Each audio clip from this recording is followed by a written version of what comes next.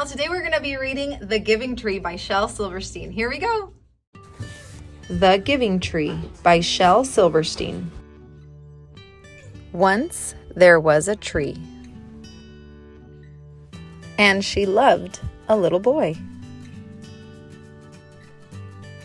And every day the boy would come, and he would gather her leaves and make them into crowns and play king of the forest. He would climb up her trunk and swing from her branches and eat apples.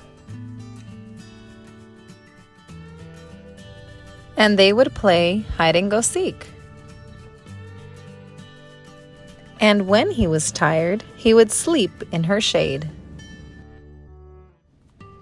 And the boy loved the tree very much, and the tree was happy. But time went by, and the boy grew older, and the tree was often alone. Then one day, the boy came to the tree, and the tree said, "Come, boy, come climb up my trunk and swing from my branches and eat apples and play in my shade and be happy." "I am too big to climb and play," said the boy. "I want to buy things and have fun. I want some money. Can you give me some money?" "I'm sorry," said the tree, "but I have no money. I have only leaves and apples. Take my apples, boy, and sell them in the city. Then you will have money and you will be happy." And so the boy climbed up the tree and gathered her apples and carried them away, and the tree was happy. But the boy stayed away for a long time, and the tree was sad. And then one day the boy came back, and the tree shook with joy. And she said, "Come, boy, climb up my trunk and swing from my branches and be happy." "I am too busy to climb trees," said the boy. "I want a house to keep me warm," he said. "I want a wife and I want children, and so I need a house. Can you give me a house?" "I have no house," said the tree. "The forest is my house. But you may cut off my branches and build a house. Then you will be happy." And so the boy cut off her branches and carried them away to build his house. And the tree was happy. But the boy stayed away for a long time, and when he came back, the tree was so happy she could hardly speak. "Come, boy," she whispered, "come and play." "I am too old and sad to play," said the boy. "I want a boat that will take me far away from here. Can you give me a boat?" "Cut down my trunk and make a boat," said the tree.